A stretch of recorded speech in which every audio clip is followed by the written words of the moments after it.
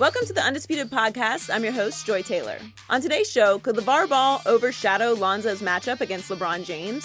Plus, Chris Broussard explains why the Red Hot Rockets are a real threat to win the NBA title. And will Ezekiel Elliott be able to live up to his lofty guarantee when he returns from suspension next week? Skip, Shannon, let's get to it.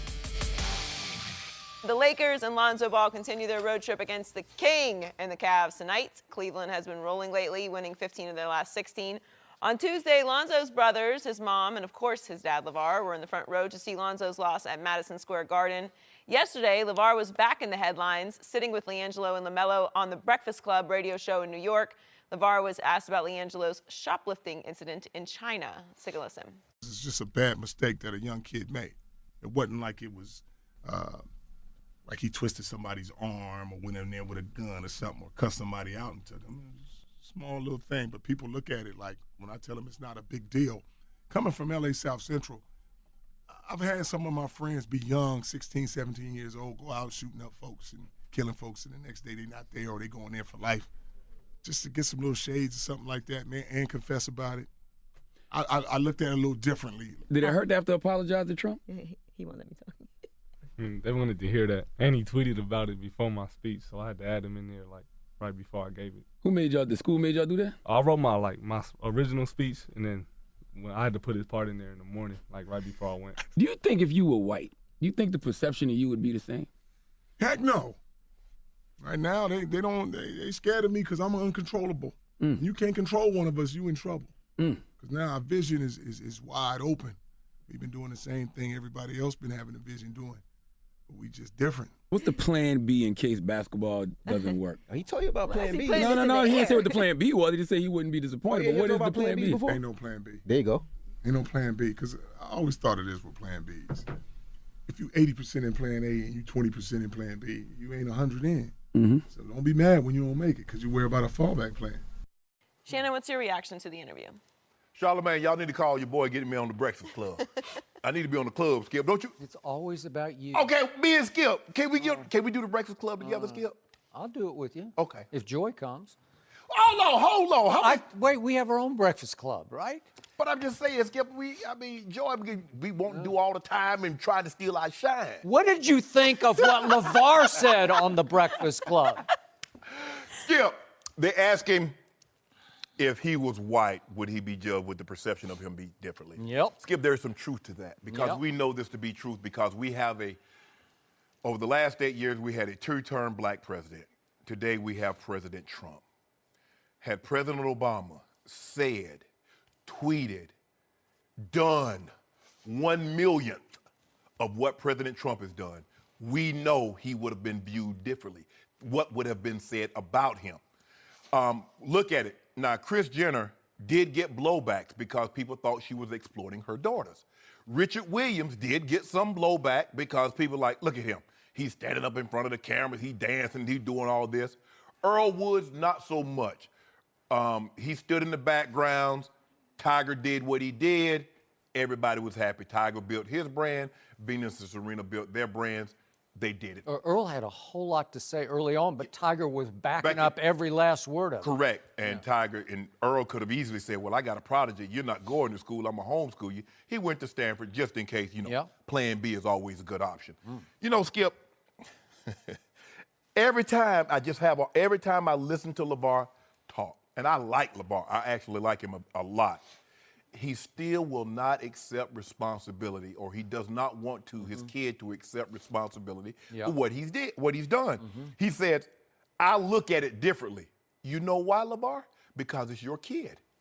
More times than not, parents have a very difficult time believing that their kids would do something like this. And it's not that big of a deal. It's not like he twisted someone's arm. It's not like he went in there with a gun. Skip, the dude went 5,000 miles away and took something that did not belong to him. Mind you, while he's at home in the garage is a Lamborghini. A guy has a $200,000, $300,000 car. He said it was a Ferrari for him, but go ahead. Yeah. A $250,000 car, and you stealing glasses. And again, whose fault is it? Everybody, even Baron Davis came out here like, why are these kids alone in China anyway? You heard LaVar Ball said, why does Steve Alford let these kids go alone? Instead of saying, he was wrong. he should be punished. You know what, Skip, what I'm seeing with LaVar? He loves the attention. He loves the fame until his kids does something that put him in a bad light. Then all of a sudden, that comes along with the territory. You and I both know we're on television.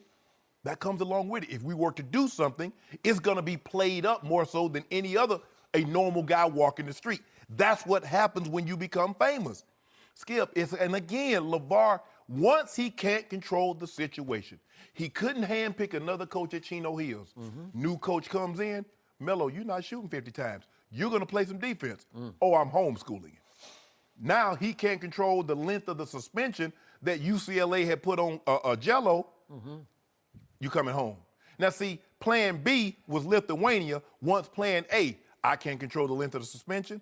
Yeah. You're not going to let Jello play right now? The charges were dropped in China. Okay, that's fine and good, but he needs to pay some penalty here to UCLA. Nope, coming home. Jello, what about the homeschooling, Skip? You see, if this was his plan from the jump, I got no problem with it. It was once he couldn't control the situation. And you heard what he said. They can't control him. You're the same way, LaVar. Once you can't control the situation, you want to be removed from it. And for him to say, no fallback plan, Skip, I had all my eggs in a basket, Skip. I was going to the NFL, or at least I thought I was. But while I was at Savannah State, I was going to get my education. I was like, well, hell, I'm here now. I might as well just go ahead and get this degree while I'm here. I'm here. It worked out. Dude has no fallback plan. Lithuania was not even on their radar. It wasn't until LaVar couldn't get his way in high school, Jello couldn't get his way at UCLA, then all of a sudden Lithuania. It's hard for me to believe that they're going to get any better playing with grown men as opposed to understanding the game fundamentally better in high school and in college. But those are his kids. The blowback that's going to come if this doesn't work, if he's ready to handle that, so be it. Interesting. So, yesterday afternoon, I saw an internet report that this interview had taken place, and so I thought, I'm going to check this out. So, click on it, start watching, and I had planned to watch like 3 minutes of it just to get the gist, the flow, the feel. And 45 minutes later, I sat back and said, I just watched the whole thing. And I should have taken notes. Fortunately, we have a transcript printed out. Thank you very much to our staff for that. But I was going to take notes, and then I lost myself and listened to LaVar, and I forgot to take notes because I was enthralled. I was entertained. I was taken by everything he said. I hung on his every word because I got to tell you, LaVar Ball is really, really good on television. He's not just pretty good. He's great on television. He has become a legitimate TV star where you can't turn it off. I don't know if you started watching. Yeah. I just got lost in it. And it made me wonder if in the big picture, is he a big enough star? Let's just do the negative hypothetical. What if all three sons ultimately fail at the pro level? Could LaVar be a big enough star already to keep on keeping on? Could LaVar become his own brand? I don't know what he'd be. He'd just be like a Kardashian celebrity. You know, we always see the various Paris Hiltons and whoever. You know, they just become famous because they're famous. Could LaVar become famous just by being famous? If that's going to be the case, the base have to like you. Yep. How much of the base like LaVar? Yeah. Could he become like a political commentator or just somebody you listen to because you want to hear it? He could have his own radio show. He could be the Breakfast Club. I don't know. I mean, is it possible? Yeah, it is, because he has star power. What concerns me is some of it gets to be caricature star power, where he starts to play it's LaVar playing LaVar. Right. And so they would ask some leading questions and he would just go with it because that's what LaVar is supposed to say. So there's some shtick involved in it. You think about it, Skip. We've been talking, you've been talking, and not yet one time have you mentioned the son. Haven't. It's still LaVar, and that's what. Well, it was very interesting because all three on the Breakfast Club kept trying to get the two sons involved. They would softball them, you know, like, here, how about this? How about this? LeAngelo, LaMelo, LeAngelo. And they're looking at LaVar like, Should I say this, or should you? Well, first of all, LaMelo, he's 16. Yeah. He was there. His mind was somewhere else. Maybe he was chasing butterflies. Maybe he was in the gym shooting hoops. What was the body language? Slump back in the chair like this, like, I don't want to do this. Yes. You know, I don't want to be here. Yes. But a couple of times, he had little bursts of, that kid's got some fire to him. You know, like he is full of himself. And maybe he's got that spark, that drive, that fire, whatever it is. Sometimes I'm still wondering, does Lonzo have that, like we said, that dog in him, whatever that thing is? I think the young one might have it in him. Yes. But now, is he going to be on the right path to get to the NBA through Lithuania? I don't know. So, back to your point. LaVar is so conflicting in his philosophies and his statements that he went into this long explanation of how hard they were on their sons coming up. We demanded the W's. We didn't let them off easy. And he, once again, took a shot at the Lakers. They don't understand my son. You can't coach him soft. You can't tell him, this is hard. This is the hardest position, the point guard position, to make it in the NBA, to transition into pro basketball. Don't tell him that. Tell him that he must do this, or, you know, it's LaVar being LaVar. But the point is, they're so tough on their sons, and then to your point, you're going to let LiAngelo off the hook? That's no big deal. You wasn't tough enough. Because I tell you what. Now, my grandfather and grandmother was tough on their kids, and they were raising us tough. I would have never in a million years took myself in any store and stole anything because I know there was going to be hell to pay with Mary. Hell to pay. And apparently LiAngelo has no hell to pay with LaVar because he's just saying, it's no big deal. He's saying Lonzo made his mistake. I don't know exactly what it was. He's just saying some kid mistake. And I ain't want to jump in. I ain't want to jump on it. Right. And LaMelo's already made his kid mistake. And so LiAngelo, he was due. He was due to make his kid mistake. He stole sunglasses in China. What are you doing? It should be up to you to punish him. Exactly. And now he blames UCLA for extended punishment, like he's just on hold. Right. And yet, what did you do to the kid? Apparently nothing. You just tried to get him off the hook as fast as you could. Exactly. And I don't know whether President Trump had anything to do with it, but then LiAngelo said that the school, that maybe not forced him, but asked him to include a thank you to President Trump in his speech that he had not written in. And at the last second before they went on TV, LiAngelo said, I sort of gave in to the school and did it. Okay.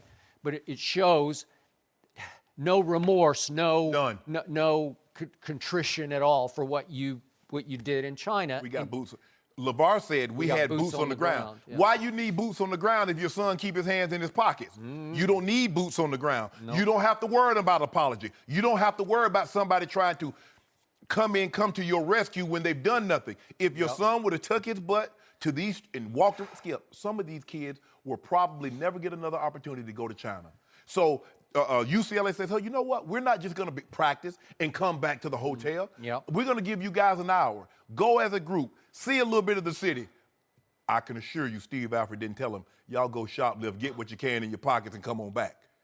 Well, he did say you can't go out single, right, by yourselves. You have to be in a group. Yeah. Okay. I don't know. Should he have chaperoned? Should he have held their hands through the stores? I want you guys to go as a group, but don't steal anything. I thought that would have been understood. You would think so. But I forget they only 18. 18-year-olds don't know right from wrong. Where LaVar started losing me, we had him on the show a couple times early on. And then I did a Facebook Live with him after one of the shows. And I asked him about Lonzo's awful performance that night in that NCAA game in Memphis. Remember, the mother had just had a stroke. Correct. And so neither LaVar nor the other two sons could attend the NCAA game in Memphis. Correct. So Lonzo, again, he seems very dependent on his family, so he's alone, and De'Aaron Fox made him feel real alone because he torched him. He cooked him. And so LaVar tells me on the Facebook Live, Lonzo pulled his hamstring. I said, LaVar, I'm carefully watching the game. I saw no hint of a hamstring pull. Help me out. Did you see any limping or cringing or dragging of one leg? He was just slow. He was just slow. It wasn't a hamstring issue. Right. He got torched. So that was the first time that I saw LaVar. That's not being tough on Lonzo. That's not saying take your medicine and learn from it. Right. That's making it outright, like making up excuses. Yes. Really? Okay, so now back to the point you brought up about LaVar versus the whitest, the quote-unquote white establishment. I got to tell you, I'm with him on that. That's why I go back and forth. I'm conflicted, and you made great points about that. I have one little saying up on my refrigerator that's been up there for like 20 years, and it's from a long ago Supreme Court justice, and it says, anybody who is any good is different from anybody else. I still hold some respect for LaVar because he is being shockingly different from anybody before him. Right. He is blazing a new trail. Is he doing it for LaVar or for the Sons or for everybody? All in the family, Ball in the family? Mm-hmm. I'm not sure about that. But I do still respect and admire him because he makes a point. He scares them, whoever they are, right? Because he's shattering the mold. And you know me, man. I love that. Right. I mean, I respect that. Yes. And I think he is winning that part of the game, maybe at his son's expense. Skip, look, we understand because we see quarterbacks do things they looked at differently than, say, a Cam Newton or a receiver doing the exact same actions. But at the end of the day, while we are viewed differently in some lights, you need them to gain appeal. Denzel could not be as big as he is with just black people seeing his movies. Neither could Samuel L. Jackson, Will Smith, all these rappers, the Jay-Z, the Lil Wayne. Yeah, I know. White people. So there is some truth to that. Yep. But there is some that is in LaVar's corner. Mm-hmm. My problem is it just seems like this is about LaVar. And it just so happens that the kids are they're tag along because it's like LaVar. It's all LaVar. Well, this is what I plan. This is what I see. Okay, what about them? This is your dream. Mm-hmm. This is what you want to be. What do they want? Yep. Well, do they get a say in the matter? What if they say, you know what, Dad, I don't want to wear baller brand, big baller. Mm-hmm. I want to wear Adidas. I want to wear Nikes. I want to wear Puma. Do they get a say in the matter? Well, he basically said in the interview, yeah, they can have a say, but if they choose to go on their own path, good luck to them, and don't come crying back to me. What? It's almost like intimidating. Yes. Don't do that. You better not do that. Skip, as a parent. Yeah. As a parent, your kids are going to, you were a kid, you were a child once, and you didn't listen to everything your parents or grandparents said. But I'm not going to be in a situation, and I was fairly difficult with my kids. But if something goes wrong, I'm not going to see, I told you, no, figure it out yourself. I'm like, okay, this is what happened. This is why it happened. Mm-hmm. Okay, let's regroup. But to say, they can do that. They wear Nike. But if Nike somehow terminates the contract or this goes wrong, what you want me for now? Mm-hmm. That's not the way you parent.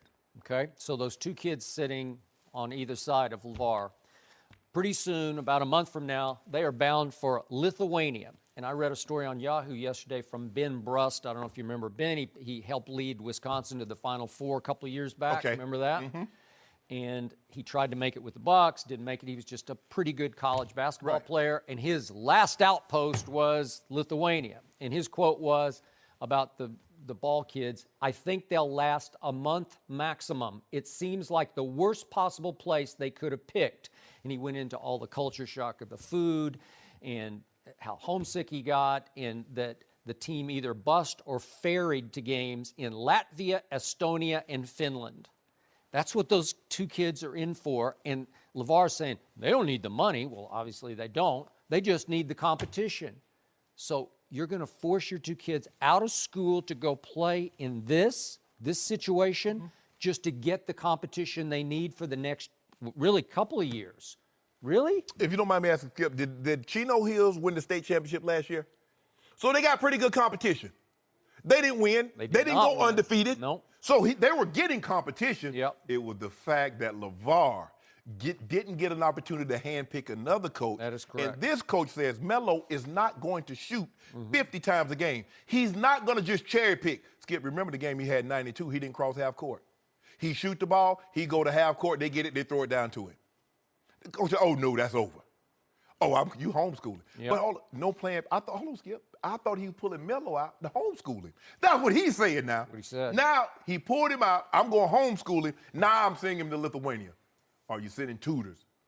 I mean, are we going to get So we don't care. So we just want him to have a 16-year-old, a sophomore high school. In 2018, you think a sophomore high school education is going to be good enough for your son? Yep.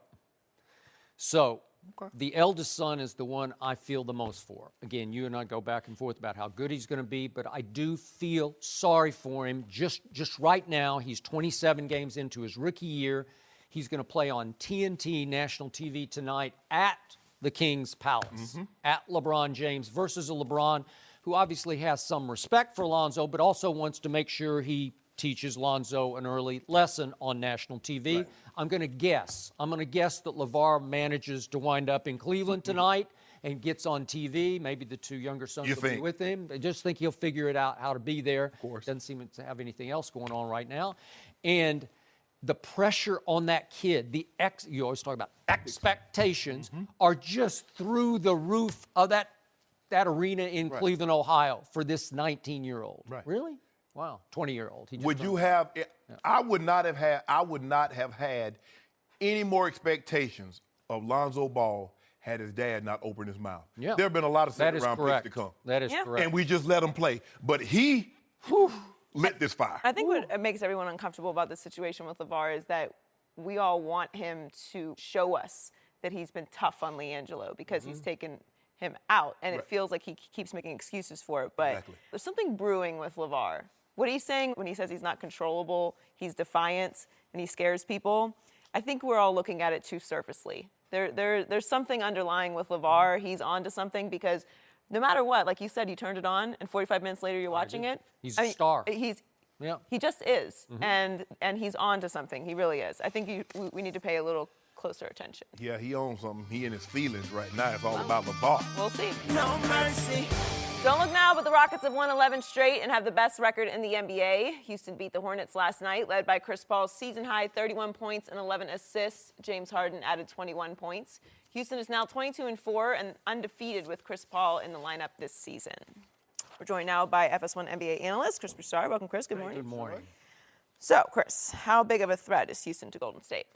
I am so impressed with the Rockets. They are the biggest threat, not only in the West, but in the NBA to the Warriors. Now, we'll see what Cleveland does when they get Isaiah Thomas. But for now, no question. And I'm not writing off your Spurs. I've learned to respect Popovich and all the Spurs can do. So I'm not totally writing them off. But there's no doubt in my mind that Houston is the number one threat. Here's why.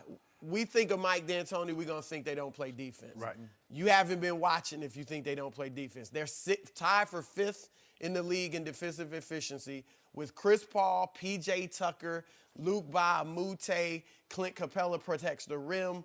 They've got Trevor Ariza. They can defend now. They got some good defenders. But for all that said, you're only going to slow down Durant, Steph Curry, and Klay Thompson, but so much, if you can slow them down at all. So it's going to come down to you being able to score with them. And that's why I think the Spurs fall short, Skip. I don't think they can score with Golden State. Both Golden State and Houston this year are in the top 5 offensive rated teams of all time.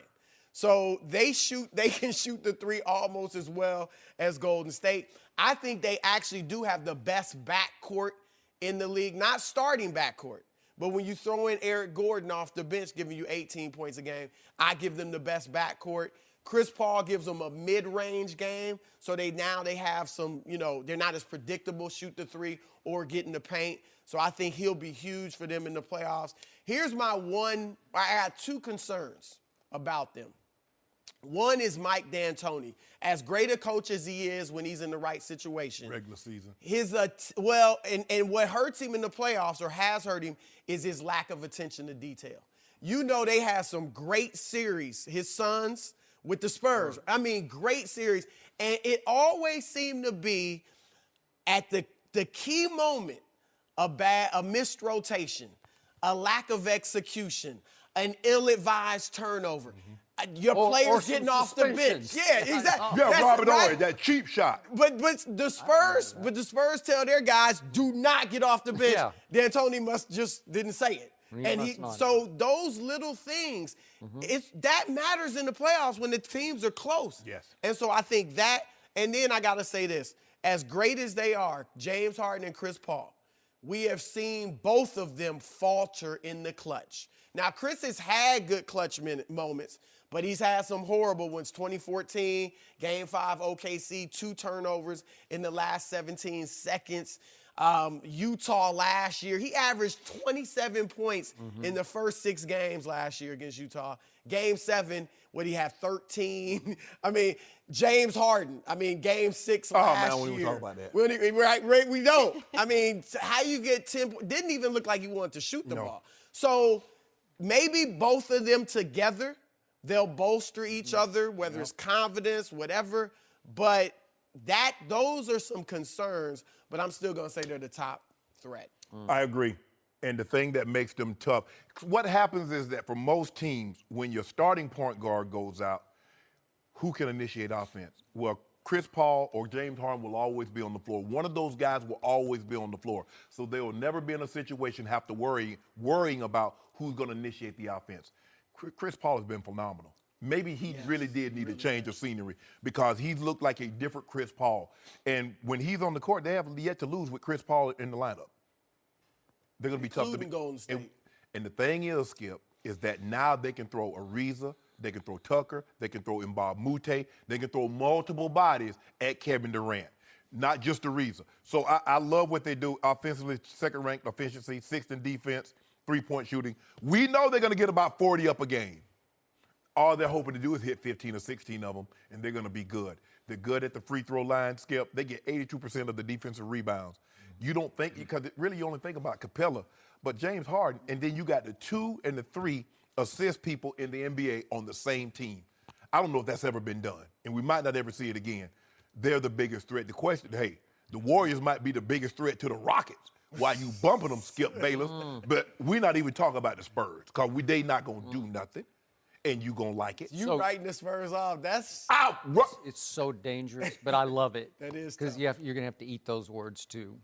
So did I just hear you pick the Rockets to win the West? Like you've leaped over onto that bandwagon? Because I think you just did. I think that's just what you said. I said maybe said, the Warriors are the biggest threat so wouldn't that to the indicate Rockets. that it's close. the Rockets are now the front Give runner? him a few weeks. Okay. But you know, got a guy in the Eastern Conference. No, yeah. I'm sure they're all cowards. But you probably hope, if you're a Cavs fan, you hope it's Houston? The way Bron played right now. Better shot against Houston. Bring Larry Bird and Michael Jordan back the way Bron played and put him on the Warriors. Yeah, right. So I want to Calm down. I want to congratulate my friend Chris Broussard because he went all around the bush and he came around to the bottom line to this discussion, which is the truth is, as much as I love to watch both of these players in the regular season, James Harden and Chris Paul, despite the fact that James Harden is putting up numbers right now that have never been put up before, 3-point step-back numbers, it's just mind-blowing what he is doing so far. We're not yet to even Christmas. But despite all that, neither of these players have ever shown championship mettle in the clutch in the playoffs. Neither one of them. I'm sorry, and I'm not trying to disrespect they're great players. They are great players. But James Harden, as a starter, because he wasn't a starter in Oklahoma City, but in Houston, his playoff record is 20-25. In CP3, and I used to call him CP0 because 0 rings, but again, I love what he's done so far, and I get your stats, and I watched last night. He wasn't good. He was great last night.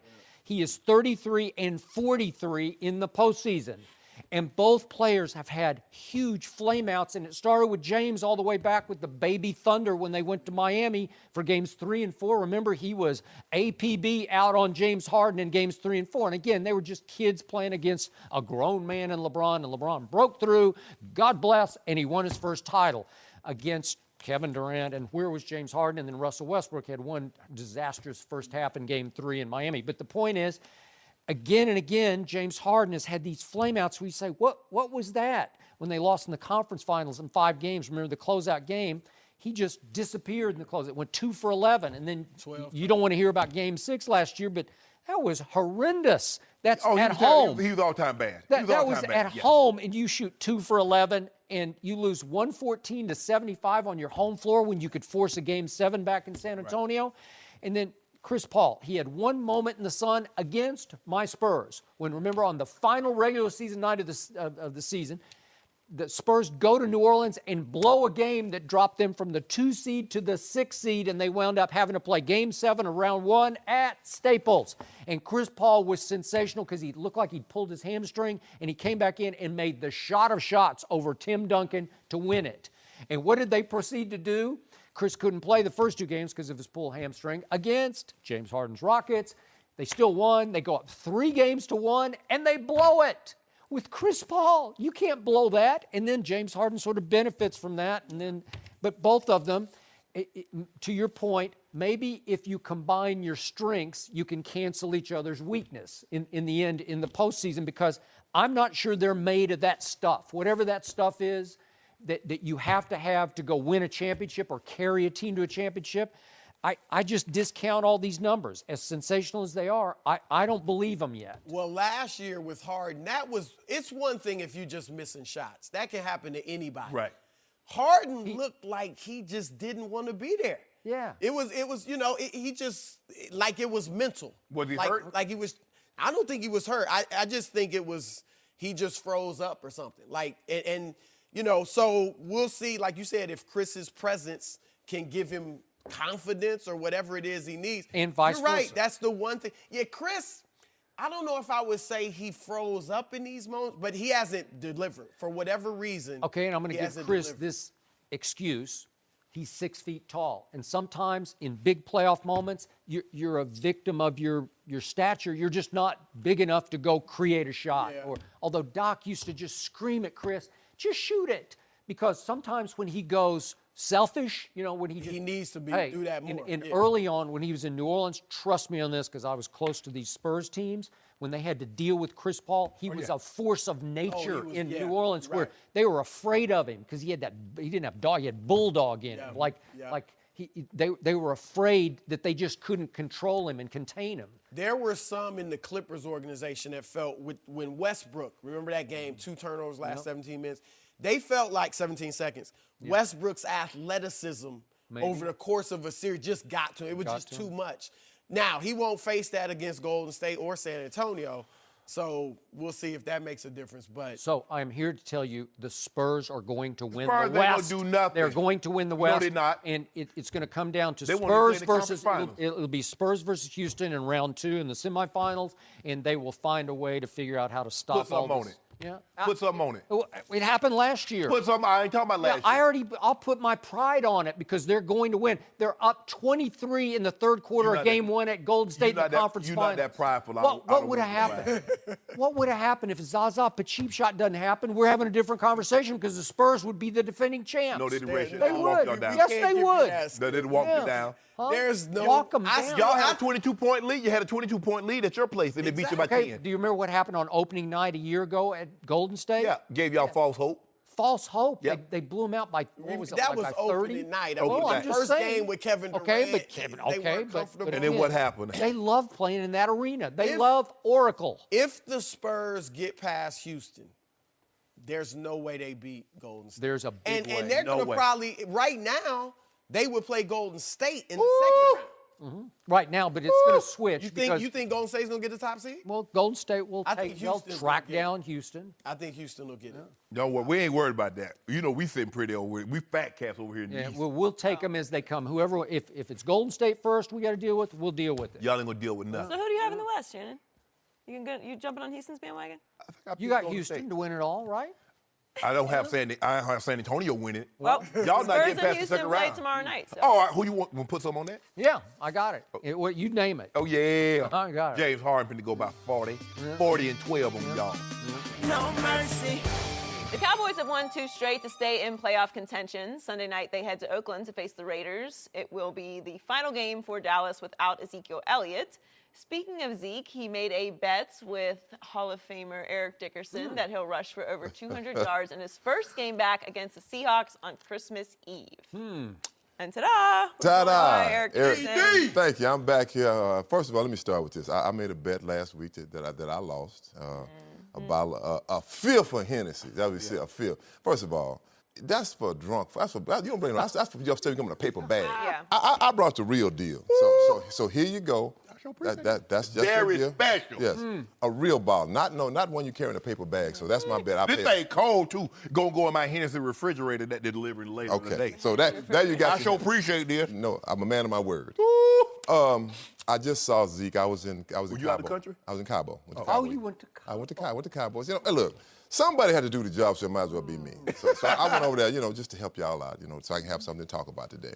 I was there for one day. Went over to visit Zeke. His agent asked me to come over to Rocky Arsenal to talk to him.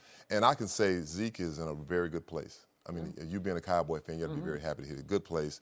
I always thought he was a good young man, really. When I first met him, all of us when you're young, you got that kind of the edge chip on your shoulder. But right now, talking to him, and I told him, first thing I told him, I said, what do you want to do? He said, I want to come back and play football. I want to do what I do best, and that's play football. And he's excited about coming back. He looks very, very good. He don't look chubby, Skip, so he's been working out. I worked out with him a little bit, and I got something for you, too. But, I think he's ready. But we made a bet.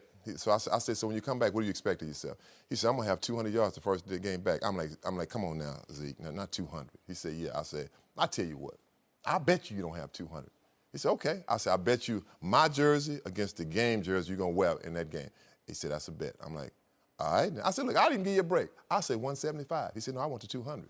So there we go. These are the Seattle Seahawks. That's what I said, the Seattle Seahawks, 200. And the most they've given up in the Pete Carroll era is 182 in the MVP season to Adrian Peterson. And he was getting about 180 against everybody. Right. Against everybody. So that lets you know what he's going to be up against. I'm happy.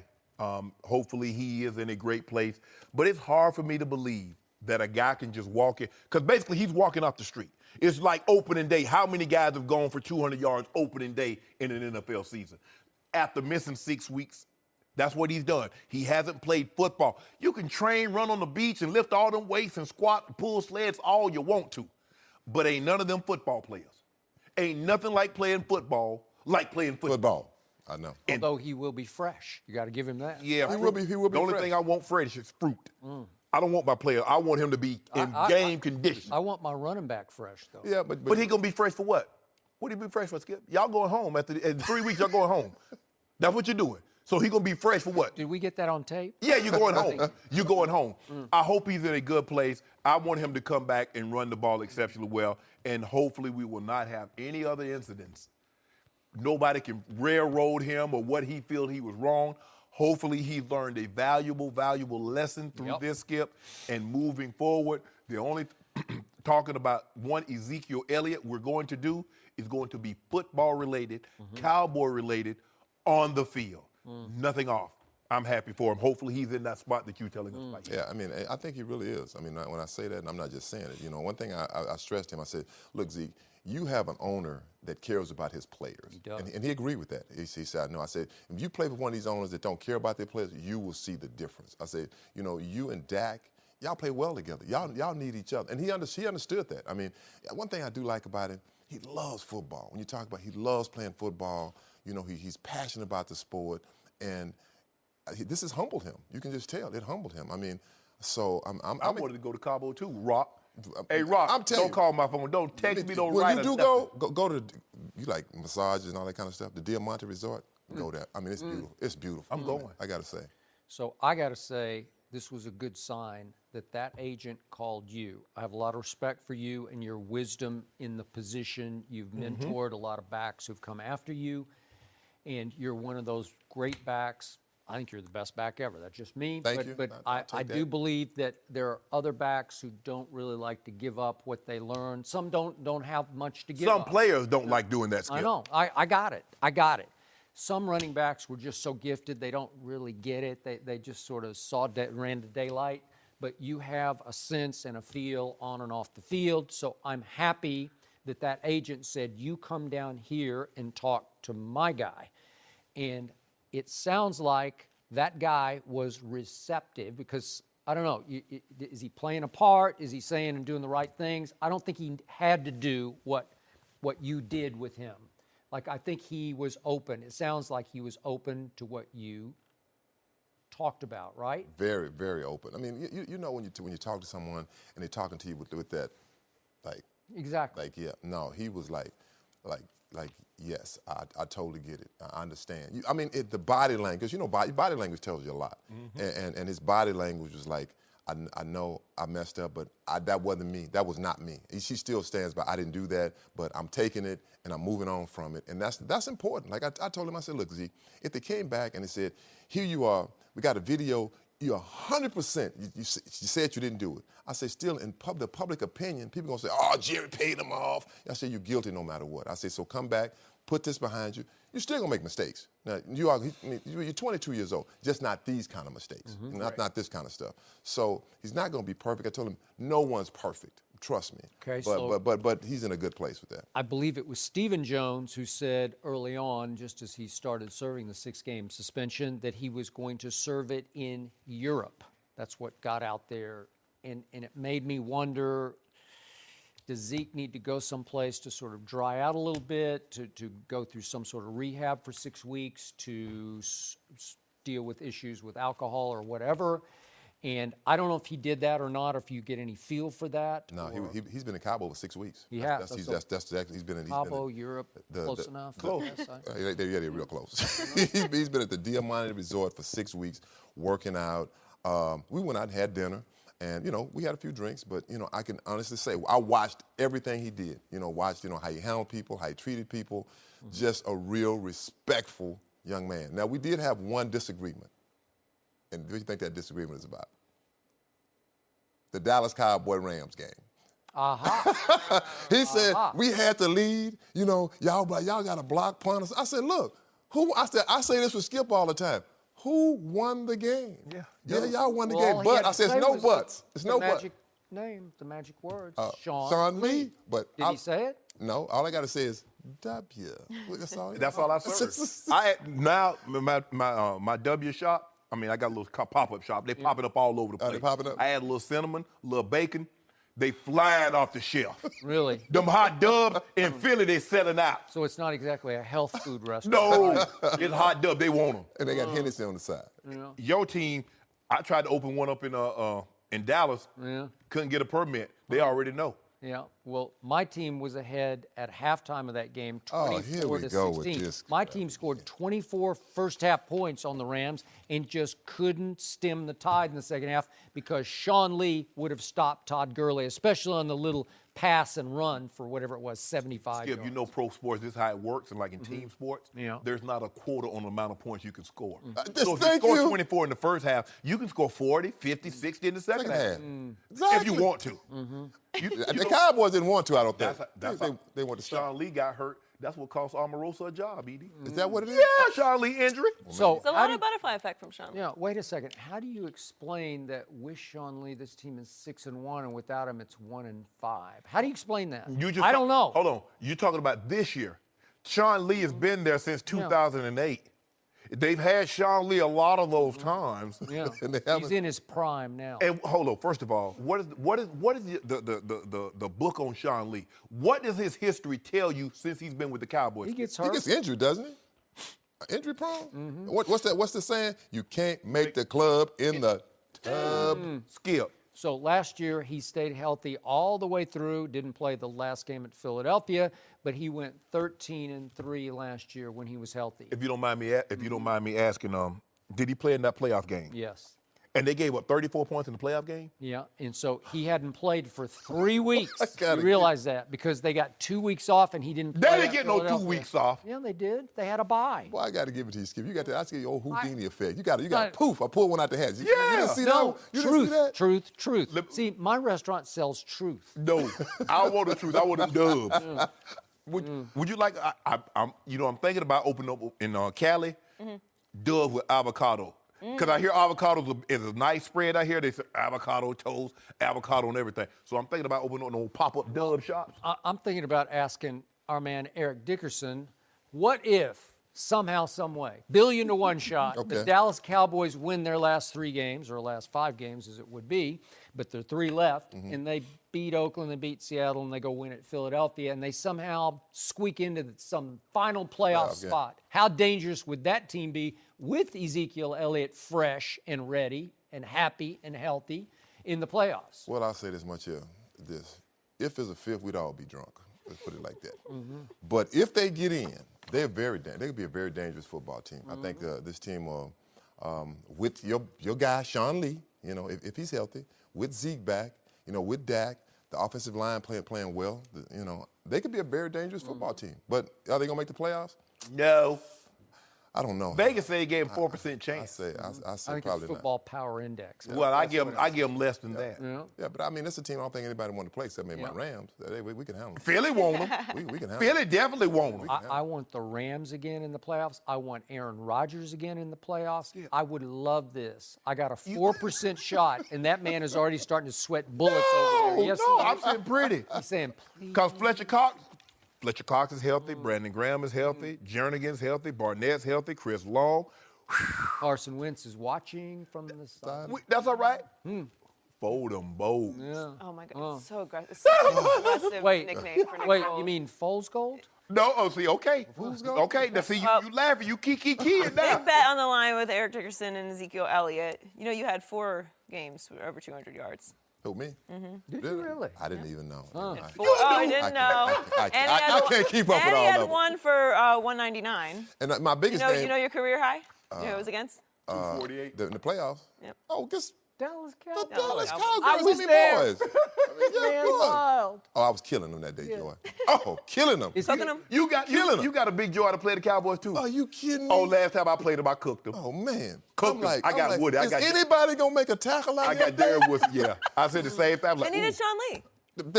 They needed Sean Lee back Realize there. what Sean Lee would have done to you? No mercy. The 11-2 Steelers host the 10-3 Patriots in a huge AFC matchup on Sunday. The Steelers have the league's 4th-ranked offense, while the Patriots have the NFL's 29th-ranked defense. But New England has won 4 straight against Pittsburgh, including last year's AFC Championship. In that game, Le'Veon Bell only had 6 carries for 20 yards after suffering a groin injury in the first quarter. Here's Bell on the rematch with the Patriots. This is the game everybody's been waiting to see. It's the number 1 and 2 teams in the AFC going at it head to head.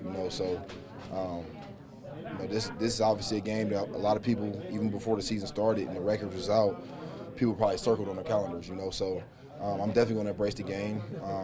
Going against the Patriots, it's a team that's always in the hunt of a Super Bowl. I just felt like I missed the opportunity to get to a Super Bowl. When this year came around, we seen the schedules and everything. I knew I had another opportunity, Lord, if I was being healthy and playing the Patriots again. So it's good opportunities here. We'll go out there and do what I can. Shannon, how important is this game for Le'Veon? It's very important, and yeah, Le'Veon, we wanted to see this game if you guys don't lay an egg like you did in the AFC Championship game. Remember that? We wanted to see that game. Pittsburgh Steelers, Ben Roethlisberger, Le'Veon, Antonio Brown. Woo! Steelers, they're back at it against Tom Brady and Bill Belichick, and then y'all do that. So, yeah, we want to watch the game if you don't do what you did the last time you played them. Le'Veon is going to be key because in order for you to beat the Patriots, I believe you need to possess the football because no matter how great your defense is, Tom Brady is least effective when he's on the sideline. And if you look at the game the Patriots have lost, they lost to KC first game of the season, 185 rush yards. Kareem Hunt ran bonkers. They lost to the Panthers. They rushed for 140 yards. Jonathan Stewart had a big day also running the ball. And Monday night, Kenyon Drake, we saw what he did. So you need to possess the ball to keep Tom Brady on the sideline.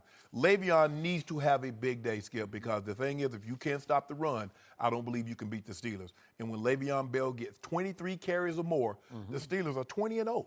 So that should just be, hey, I'm just going to hand it to him to make sure he gets 23 carries because the numbers say when he gets that many carries, we're unbeaten. That's true. So give it to him. He needs to play better because I believe Coach Belichick is going to try to stop him. Now, Coach Belichick doesn't normally let your star players beat him. He knew nothing about Kareem Hunt. Play Kareem Hunt again, he'll know about him. He won't have that same type of a day. He knows what Le'Veon Bell is capable of. He knows what Antonio Brown. So this might be the day Juju and Martavis Bryant and Jesse James, that outlaw tight end they got, Joy, might be time for them to show up because I believe Coach Belichick will instruct his defense. We're not going to let those two guys beat us. Somebody, Martavis Bryant, you go for 150, or Juju, you get 135 and a couple of touchdowns. We can live with that. But Le'Veon Bell and Antonio Brown will not beat this team. Le'Veon, you say you want another chance, this is going to go a long way because you say you worth $12, $13 million at running back. You going to put that thing on New England. I think Mr. Rooney is going to want to go and give you that paper. So, Mr. Sharpe. Yes. You have repeatedly on Undisputed called Le'Veon Bell the best running back in pro football. Absolutely. Have you not? Yes. Better than one Ezekiel Elliott. Yes. Who, by the way, is coming back in another week. We're going to talk to Eric Dickerson about the last couple of days he spent with Zeke. That's coming up on the show in just a little bit. ED was out of the country? I don't know, because that's what hold on, Joe. Everybody get to go on vacation, but I don't know. Taking trips. Well, they said Zeke went to Europe. I don't know. But back to Le'Veon. So, if I accept your premise, which I don't, but for the sake of argument. For the sake of argument, okay. If I accept your premise, this is the best running back in pro football. Yes.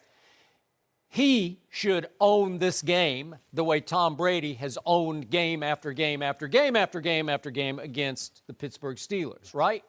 Because Le'Veon has a lot to prove. So he's been through 3 playoffs as a Pittsburgh Steeler. And I use that word been through with quotes around it because the first 2 times he got hurt. And then the last year, he had 2 huge games against the warm weather Dolphins who came to Pittsburgh in the cold. Remember that? Yep. That was pretty pathetic. But he had 167 on 29 carries. Then they went up to Kansas City, another team they own, quote unquote.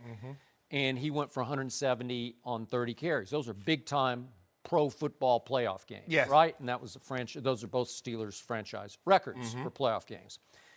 And then supposedly late in the Kansas City game, supposedly he pulled his groin or tweaked his groin or something happened. I don't know. You said supposedly I like don't I don't know because he did come out and try to play against New England, but then supposedly he retweaked it or whatever on his first or second carry of the game, and he winds up with a total of 6 carries for 20 yards, as Joy pointed out. And that's not very good. That's coming up real small in a big playoff game. What are you trying to say, Skip? I'm trying to say that Le'Veon, you hear him?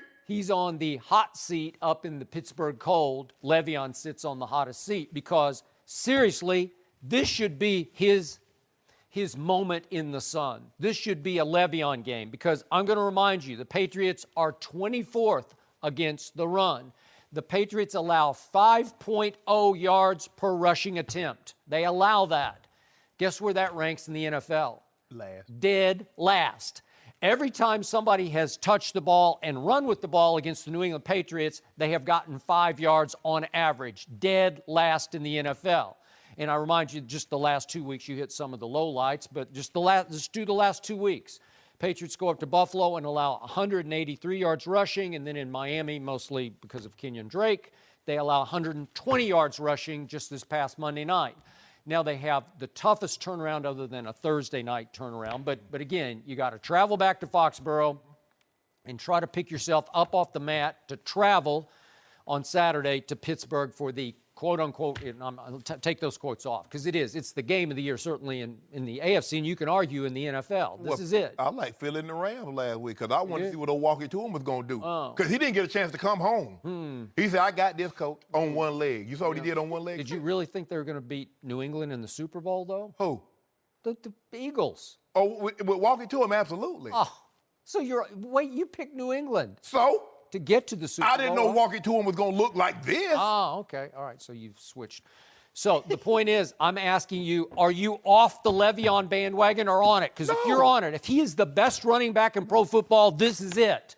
He should run wild in this game. It's a lot easier to take a running back or a wide receiver out of the game as opposed to a quarterback because the quarterback's going to touch the ball because he's going to touch the ball before you get to him. So I can drop 8 guys in the box and take the running game away, but I have to give something up on the back end of the receiving game. But remember, you get to only play 11 guys on defense, and they have the best running back, according to you, and they also have, according to me, the best receiver in Antonio Brown, who, by the way, has risen all the way up to second in the MVP odds in Las Vegas. I don't agree with that. Second to Tom Brady. Tom Brady's number 1. I don't know how, but that's neither here nor there. We're going to discuss that later. But again, Antonio Brown is, you want to talk about he's electric. Electric game breaker. This is it, man. Yep. So how do you take away?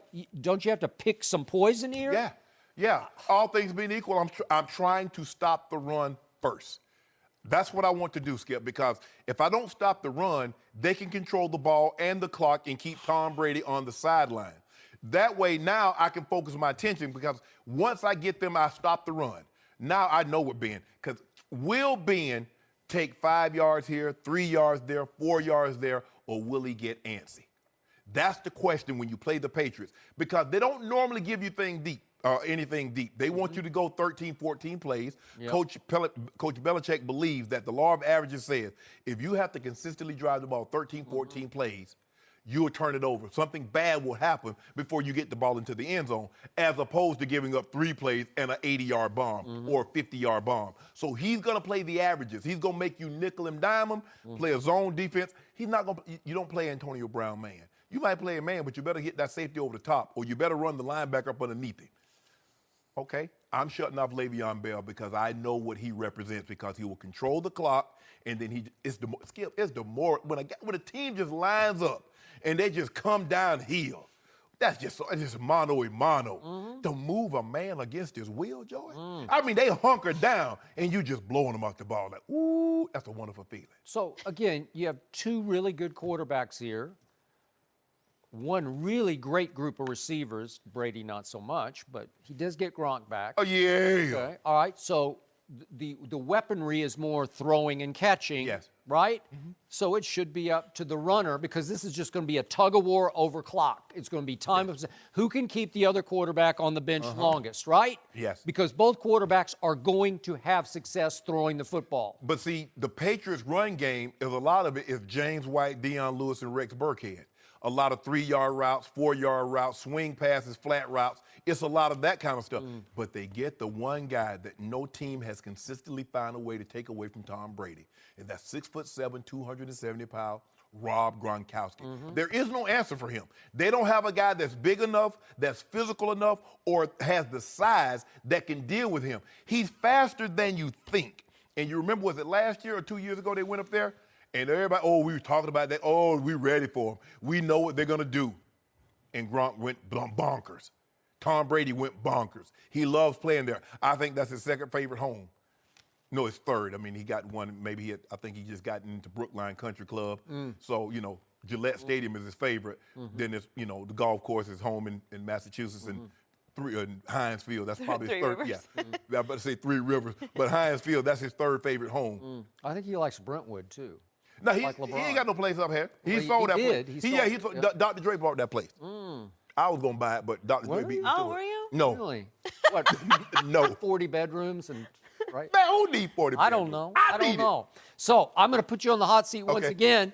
You have been leaning all week toward picking Tom Brady, the best quarterback in pro football. I'm not picking but, against. But you're saying Le'Veon is the best running back on a day against the worst defense in yards per rush attempt. Yeah, Le'Veon is. So how could you not pick Pittsburgh? Le'Veon, you have to pick Le'Veon Pittsburgh. is the best running back currently in the NFL. Tom Brady is the second greatest quarterback all time behind Joe Montana. Oh, so you're good. You're going to slight Le'Veon No, how about slighting by him? elevating Tom Brady. Is that what you're doing?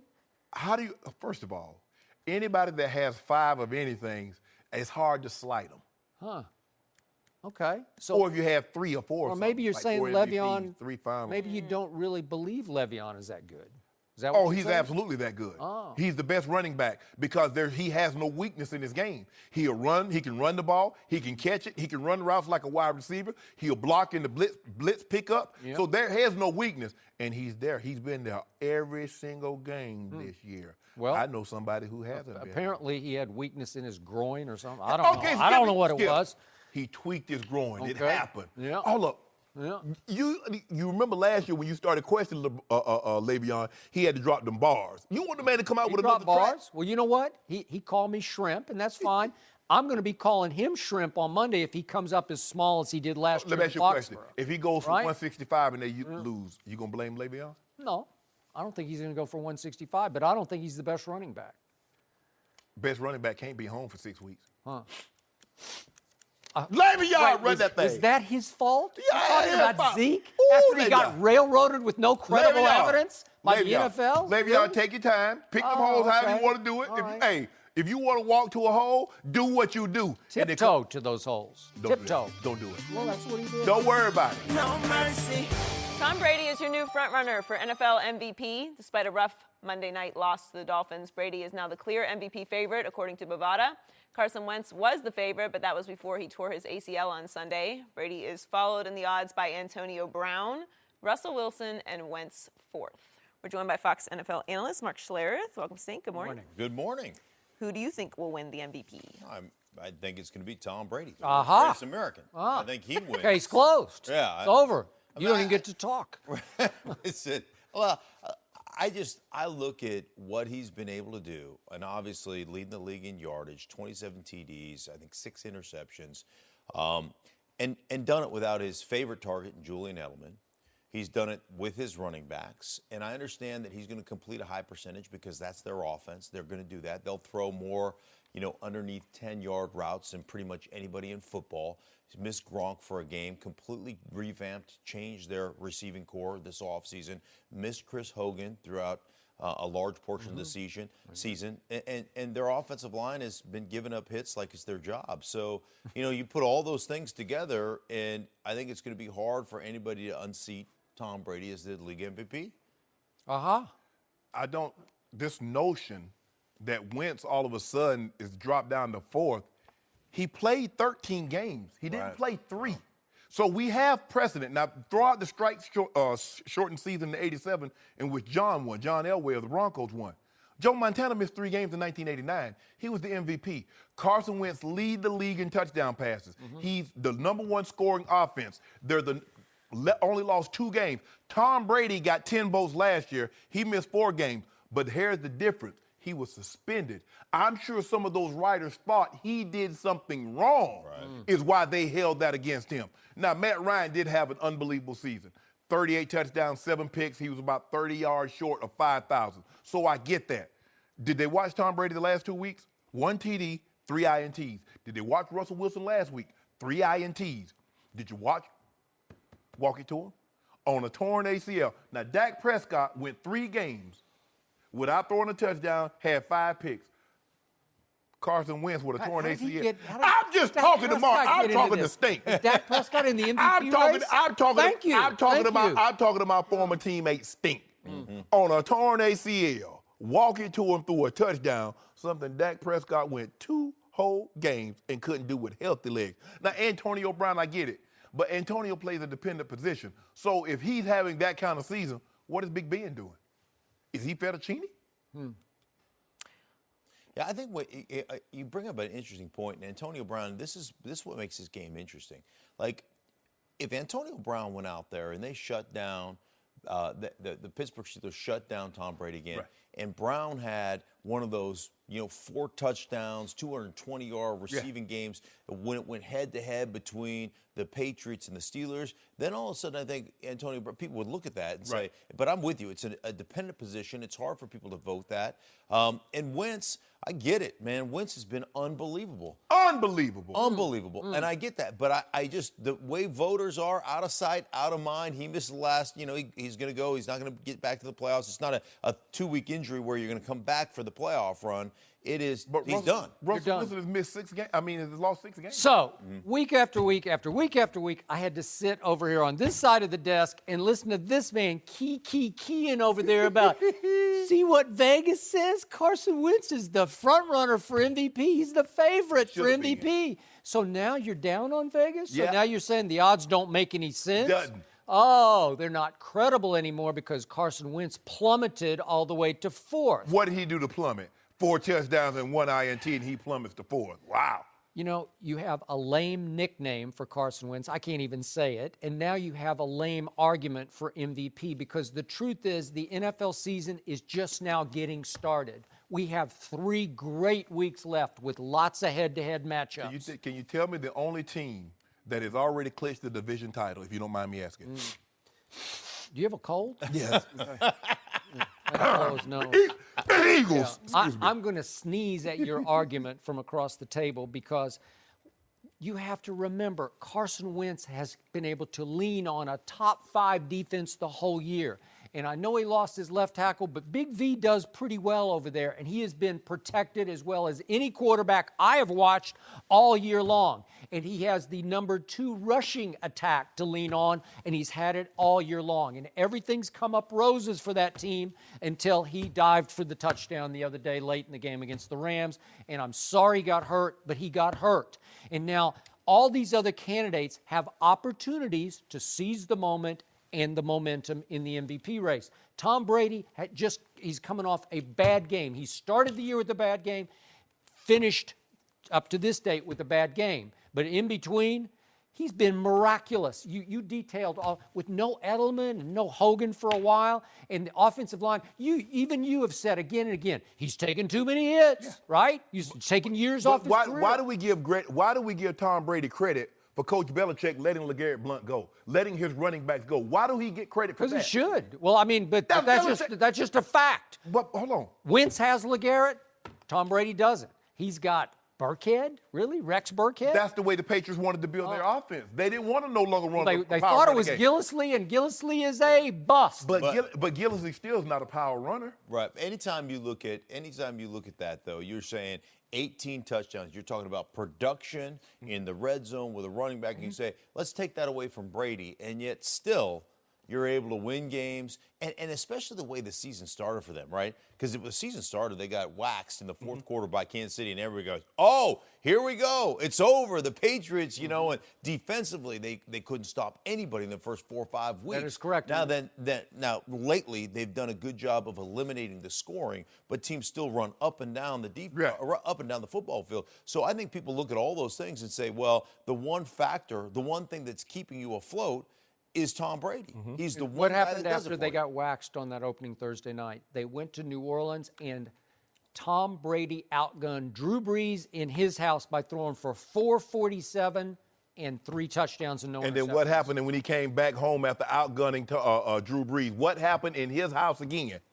You mean when he threw the walk-off pass to beat Deshaun Watson? No, something happened before that. Can you tell the people what happened before I that? don't remember what happened before Cam Newton came to town. Yeah. Did you forget that? That was before that. I think it was actually. What we've seen here. So Yeah. let me. And Okay. look at Brady's numbers against Cam Newton. Can he? Cam Newton. Why are we talking about Can Cam? Brady play safety? I don't know. You see what he did?